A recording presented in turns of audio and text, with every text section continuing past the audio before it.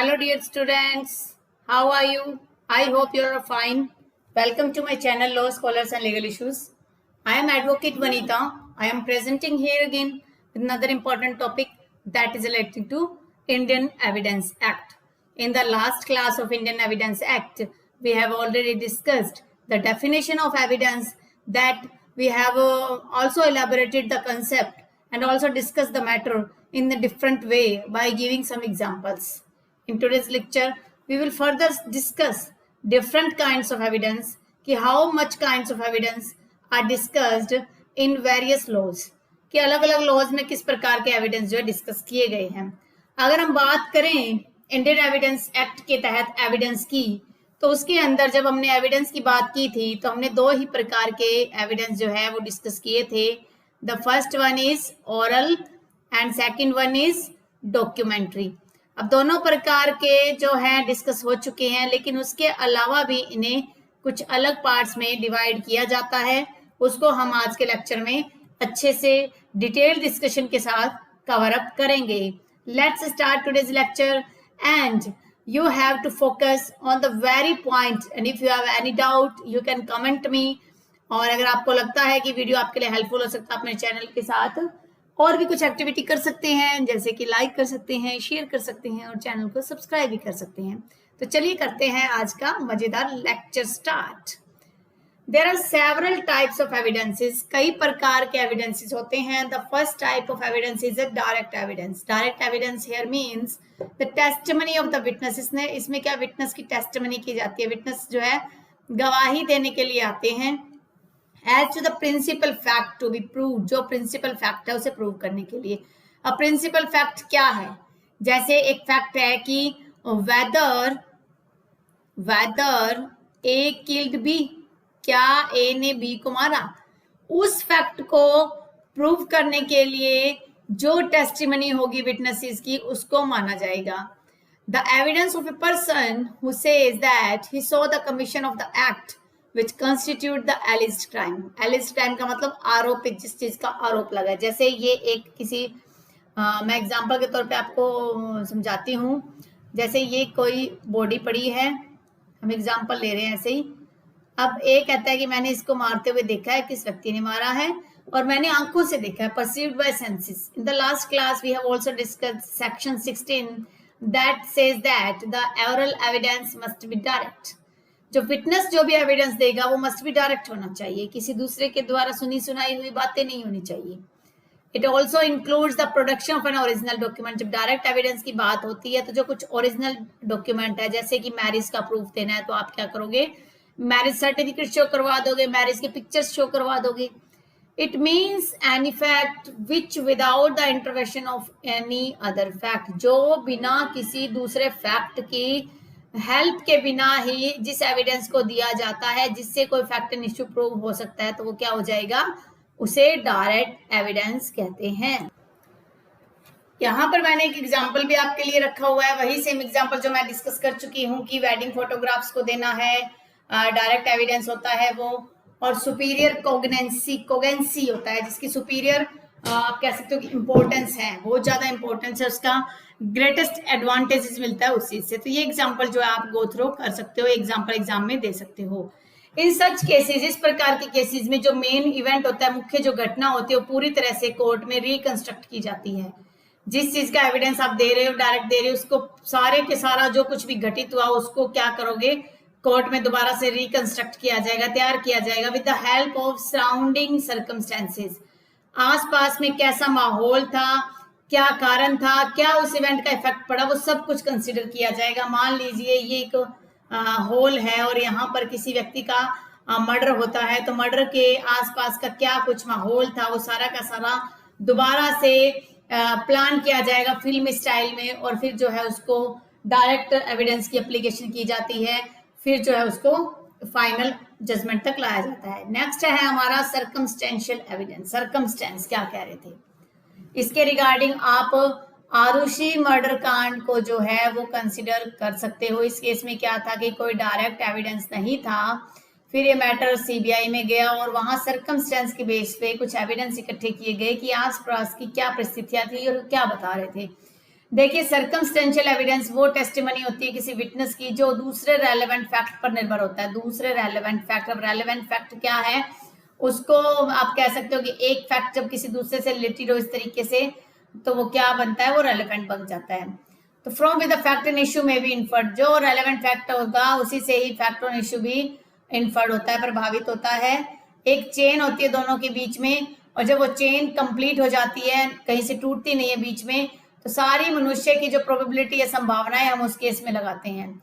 जब हमें डायरेक्ट तौर पर कोई एविडेंस नहीं मिलेगा तो हम देखिए सोचेंगे कि हाँ ये परिस्थितियां हो सकती है, हो सकता है कि ए ने बी को मारा था, तो क्या उनके कभी झगड़ा हुआ था, कंसिडर करेंगे। क्या ए ने बी को मारने से पहले कुछ धमकियां दी थी, इस प्रकार की कुछ भी हम प्रोबेबिलिटीज अंदाजा लगा सकते हैं। In the absence of direct evidence, a person can be convicted on the basis of circumstantial evidence की बेस पर भी किसी व्यक्ति को कन्विक्ट किया जा सकता है अगर वो कुछ कंडीशन जो दी है वो सेटिस्फाई करता है। पहला ये इंपॉर्टेंट केस है 1983 का, Prem Thakur versus state of Punjab. इस केस में क्या है, इस केस में कहा गया है कि where the circumstantial evidence is only sure that the accused and deceased were seen together previously, it was held to be non sufficient. सिर्फ आप इस बात को ये कह देते हो कि जो एक्यूज्ड है ए और वो उसका दोस्त जिसका मर्डर है, दोनों पहली रात को साथ में घूम रहे थे, तो ये सफिशिएंट नहीं है कि उसी ने मर्डर किया होगा। अगर डायरेक्ट एविडेंस से इसको हम तुलना करें, अनलाइक करें, तो द सर्कमस्टेंशियल एविडेंस जो है वो एक फैलिबिलिटी ऑफ इन्फेरेंस होता है। फैलिबिलिटी का मतलब अनुमान लगाया जाता है। जो वेट होता है एविडेंस का वो वेरी करेगा कि इंडिपेंडेंट फैक्ट किस प्रकार से सपोर्ट कर रहे हैं। ठीक है, ए और बी साथ में थे, अच्छी बात है, साथ में देखा दोनों को। अगले दिन सी ने देखा कि ये दोनों झगड़ा कर रहे थे, या उसी रात सी ने देखा ये झगड़ा कर रहे थे। डी ने देखा कि ए ने जो है वो नाइफ लेके यहाँ स्टैब कर रखा था। तो ये कुछ अदर फैक्ट्स हैं जो सर्कमस्टेंसेस शो कर रही हैं, कुछ डायरेक्ट एविडेंस नहीं है, लेकिन अगर ये देखा है तो ये डायरेक्ट एविडेंस है, लेकिन इसने किसी और से सुना था। सर्कमस्टेंसेस क्या कह रहे थे, मौजूदा टाइम में मोबाइल की लोकेशन काफी हद तक हेल्पफुल होती है, उससे आइडिया लग जाता है कि क्या कुछ घटित हो रहा है, क्या उसको हम लेके चलते हैं। अब बात करते हैं रियल एविडेंस। रियल एविडेंस क्या होते हैं, देखिए रियल एविडेंस को नॉर्मली फिजिकल एविडेंस बोला जाता है। नियर जो रियल एविडेंस होगा that is normally asked as a physical evidence, उसे फिजिकल एविडेंस जो है वो कहा जा सकता है। अगर हम फिजिकल एविडेंस की बात करें तो इसमें क्या क्या चीजें हो सकती हैं।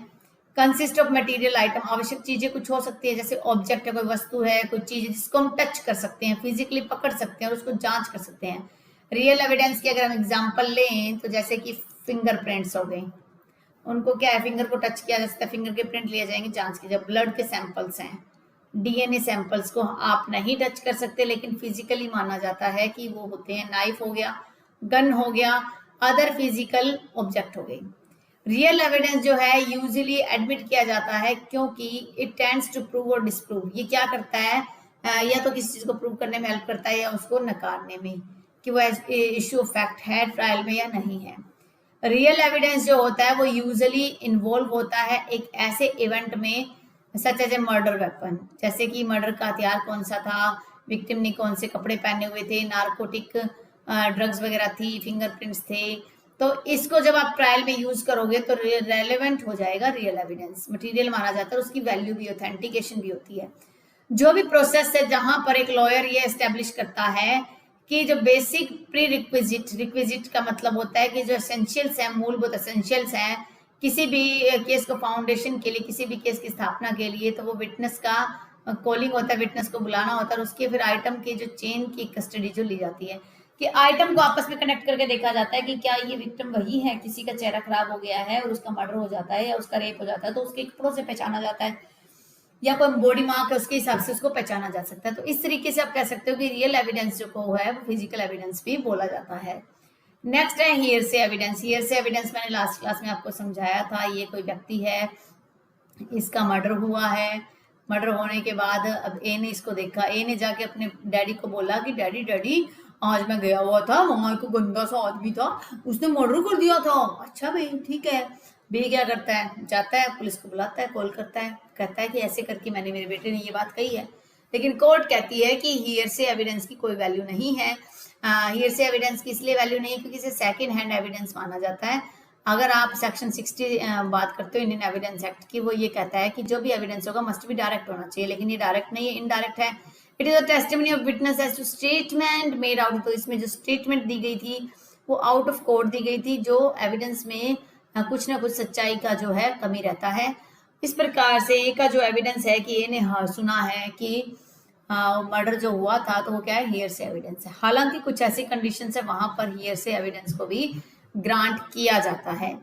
डायरेक्ट एविडेंस जो है वो मोर रिलायबल होता है, बहुत ज्यादा एक्सेप्टेबल होता है कोर्ट में, बट कुछ एक्सेप्शन भी है, जैसे रेस्ट गेस्टे। रेस्ट गेस्टे सेक्शन 6 है, ये बात करता है ट्रांजेक्शन, जब ट्रांजेक्शन होंगी एक दूसरे से कड़ियां जुड़ती जाएंगी।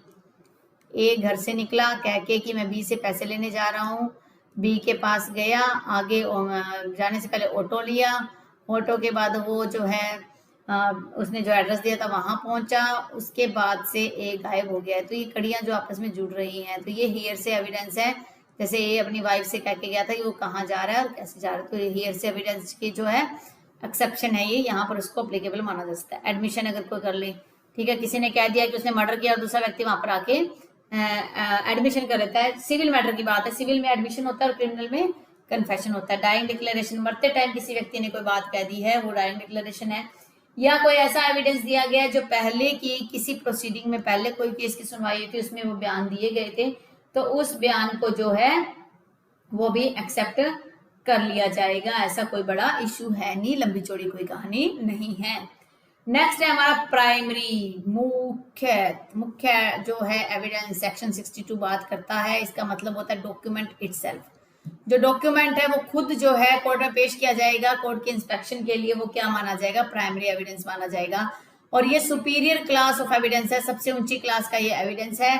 सच evidence is an original document that need to be submitted before the court is inspected, कि जब कोर्ट उसे इंस्पेक्ट करेगी तो ओरिजिनल डॉक्यूमेंट्स को पहले सबमिट करना पड़ेगा।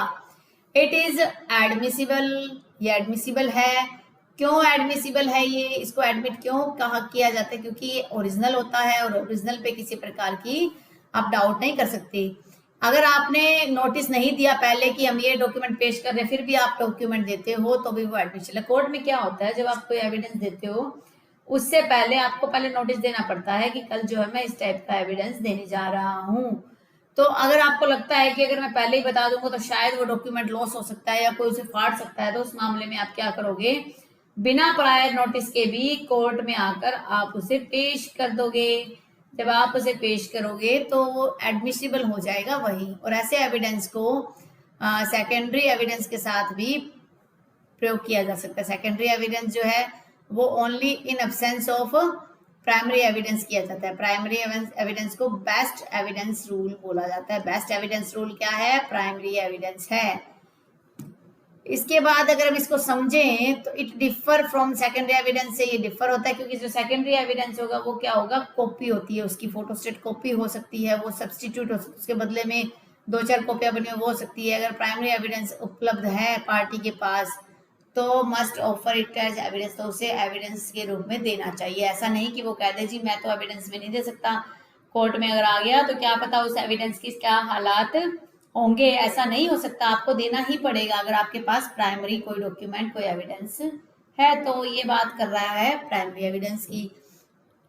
अब सेकेंडरी एविडेंस क्या है, सेकेंडरी एविडेंस सेक्शन 63 में है, ये बताता है कि सेकेंडरी एविडेंस का मतलब और इसमें क्या क्या शामिल है, इकट्ठा कर दिया। सर्टिफाइड कॉपी है, मैकेनिकल प्रोसेस से जो कोई बना हुआ है, कंपेयर्ड कॉपी, जो मैकेनिकल प्रोसेस का मतलब है कि फोटोस्टेट वगैरह करवा दी गई है कोई, made from the compared with the original, उसको जो है कंपेयर करके बनाया गया है। Counter part of the document, जो उसका कुछ हिस्सा जो है किसी और के पास है, वो एक ऐसा डॉक्यूमेंट है उसका आधा पार्ट एक व्यक्ति के पास है और आधा दूसरे के पास है, उस टाइम में भी उसका सेकेंडरी एविडेंस दिया जा सकता है। Oral accounts of the contents of the document by a person, जिस व्यक्ति ने मान लीजिए कोई डॉक्यूमेंट बनाया था उस टाइम में उसमें क्या लिखा गया और क्या लिखा गया उस चीज को जिसने देखा था, तो उस व्यक्ति के द्वारा भी एविडेंस दिया जा सकता है। These are those evidence which are entertained by the court in absence of primary evidence, जिनको कोर्ट में एंटरटेन किया जाता है ऐसे प्राइमरी एविडेंस के तौर पर उसे स्वीकार किया जाता है, हालांकि वो क्या होते हैं, सेकेंडरी एविडेंस होते हैं। अब है ओरल एविडेंस। ओरल एविडेंस क्या होता है, जो हम कर चुके हैं, सेक्शन 59 बात करता है ओरल एविडेंस की, कि ओरली जो एविडेंस देगा इट कैन बी जो है it can not be hearsay evidence नहीं होना चाहिए। Apart from the content of document, electronic record के अलावा या डॉक्यूमेंट में क्या कुछ लिखा था उस कंटेंट के अलावा कोई भी जो एविडेंस है वो दिया जा सकता है, उसे ओरल एविडेंस बोला जाता है, ओरली जो दिया जाएगा। When it comes to recording statement, जब मान लीजिए एक स्टेटमेंट रिकॉर्ड हो रही है, most of the evidence is given orally, ज्यादातर एविडेंस जो है वो ओरली दिए जाते हैं, इसीलिए everything in a way is oral evidence. इसी प्रकार जब भी कोई विटनेसेस के बयान होते हैं वो क्या ओरल एविडेंस माना जाता है। Even if a witness can not communicate orally, हालांकि एक विटनेस जो है ओरली आके कुछ बता नहीं रही है, लेकिन जो भी उसने राइटिंग में लिखा, जो भी खुद उसने राइटिंग में लिखा या कोई फॉर्मेट में लिखा, तो वो भी ओरल एविडेंस की कैटेगरी में आ जाता है। मान लीजिए कोई ऐसा गवाह है जिसे बोला नहीं जा रहा है लेकिन वो राइटिंग में सब कुछ समझा सकती है, तो उसको ओरल एविडेंस ही माना जाएगा। The oral evidence of a witness can not be dismiss सिर्फ इस ग्राउंड पे कि non production of medical evidence नहीं है, कि कोई मेडिकल सर्टिफिकेट आप नहीं दे रहे हो और आप अगर कोई एविडेंस लिख कर दे रहे हो तो वो जो है वैलिड नहीं है, इस ग्राउंड पे आप उसे कैंसिल नहीं कर सकते। एग्जाम्पल के तौर पर मान लीजिए एक विक्टिम है या विटनेस है, वो ऐसा व्यक्ति है जिसका गला काट दिया गया और वह सिर्फ एक्यूज की तरफ इशारा कर सकती है, तो ये भी किस कैटेगरी में आ जाएगा, ओरल एविडेंस की कैटेगरी में आ जाएगा। सेक्शन 119 जो है इंडियन एविडेंस एक्ट का, वो बात कहता है कि जब कोई विटनेस जो अनेबल है, योग्य ही नहीं है बोलने में, तो वो क्या कर सकता है, अपना एविडेंस दे सकता है किसी दूसरे तरीके से जो उसे इंटेलिजेबल लगे, जो उसे उचित लगे, वो समझा जाए, राइटिंग में या साइन में। But such writing must be written and sign made in open court में होना चाहिए। मान लीजिए उसने कुछ लिख के कुछ बयान दिया है या कुछ साइन किया है, कोई इशारा किया, तो कोर्ट में होना चाहिए। सेक्शन 119 जो है एक तरीके से ओरल एविडेंस की एक्सटेंशन है, उसकी वाइड फॉर्म बताता है, वाइड पावर्स बताता है। नेक्स्ट है डॉक्यूमेंट्री एविडेंस। सेक्शन 3 बात करता है इंडियन एविडेंस एक्ट की, डॉक्यूमेंट्री एविडेंस। ऐसे डॉक्यूमेंट्स को डॉक्यूमेंट्री एविडेंस कहा जाता है जो रिकॉर्ड्स कोर्ट में प्रेजेंट किए जाते हैं इंस्पेक्शन के लिए। दो कैटेगरी में है, प्राइवेट और पब्लिक। जो प्रोडक्शन ऑफ डॉक्यूमेंट है इन कोर्ट जो है सिविल प्रोसीजर कोड और क्रिमिनल प्रोसीजर कोड में, उसके प्रोसीजर के हिसाब से उन्हें प्रोडक्शन किया जाता है। और द कंटेंट जो भी होगा, सॉरी क्या हो गया ये, ठीक है, जो कंटेंट्स होंगे उस डॉक्यूमेंट के, वो या तो आप डॉक्यूमेंट को ओरिजिनल प्रोड्यूस करके साबित करोगे या किसी और एविडेंस से। ओपिनियन एविडेंस, जो एक्सपर्ट ओपिनियंस होते हैं, जब हमें कुछ एक्सपर्ट्स की ओपिनियन की जरूरत होती है किसी मैटर पे, तो उसे ओपिनियन एविडेंस बोला जाता है। In the law of evidence में ओपिनियन का मतलब होता है कि इंटरफेरेंस होना, कि कोई थर्ड पर्सन आकर वहां इंटरफेरेंस कर रहा है। द जनरल रूल जो है ओपिनियन के बारे में कहा जाता है कि विटनेस को जो अलाउ नहीं किया जाएगा अपनी ओपिनियन देने का किसी भी फैक्ट के एग्जिस्ट होने में या नॉन एग्जिस्ट ना होने में, ठीक है। ऐसे एविडेंस को इररिलेवेंट माना जाता है और इनएडमिसिबल इन कोर्ट होता है। The duty of the witness जो होती है इसके अंदर, वो ये होता है कि जो रीजन है इनएडमिसिबिलिटी का मतलब है कि उसको कोर्ट में एक्सेप्ट नहीं किया जाएगा, बेस्ड होता है अजम्पशंस पर, एक अनुमान पर होता है कि इंटरफेरेंस और फैक्ट इश्यू में क्या डिफरेंस है।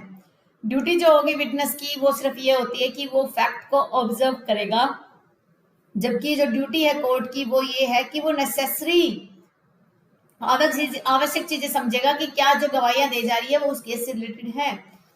तो कहीं ना कहीं ओपिनियन एविडेंस को जो है वो नकारा जाता है, हालांकि एक्सपर्ट ओपिनियन जो है उसको महत्व दिया जाता है। इलेक्ट्रॉनिक एविडेंस जो भी डिजिटल फॉर्म में होते हैं, उसे जो है टेलीकम्युनिकेशन, व्हाट्सएप के मैसेजेस आ गए, तो आपको किसी ने मेल भेज दिया, वो क्या है, इलेक्ट्रॉनिक एविडेंसेस हैं जो कि वैलिड एविडेंसेस माने जाते हैं। तो ये था हमारा आज का टॉपिक इलेक्ट्रॉनिक और एविडेंसेस पे, टाइप ऑफ एविडेंसेस पे। नेक्स्ट क्लास में हम court, fact, principle evidence, fact in issue वगैरह कर लेंगे। टाइम लगेगा क्योंकि इंडियन एविडेंस का जो फर्स्ट यूनिट है वो काफ़ी लेंथी होती है, तो इसमें काफ़ी टाइम लगेगा। आप डेली रूटीन में इन वीडियो को एक्सेस कीजिए, जिससे आपको काफ़ी नॉलेज मिलने वाली है। आपको वीडियो अगर अच्छा लगता है तो आप कमेंट जरूर कीजिएगा। अगर आपको मेरा वीडियो अच्छा लगा है तो आप मेरे वीडियो को लाइक कीजिए। अगर आप चाहते हो कि आपको ऐसे वीडियो और भी फर्दर मिलते रहें जो आपके लिए काफ़ी हेल्पफुल हो सकते हैं, तो आप मेरे चैनल को सब्सक्राइब कर लीजिए और बेल आइकन पर क्लिक कर दीजिए, जिससे जैसे ही कोई वीडियो अपलोड होगा उसकी नोटिफिकेशन सबसे पहले आपको मिल जाएगी। कोरोना के इस टाइम पीरियड में आप अपना, अपने फैमिली मेम्बर्स, अपने नेबरहुड का ध्यान रखिए। Stay home, stay safe, stay healthy. Thank you for watching. Have a nice day.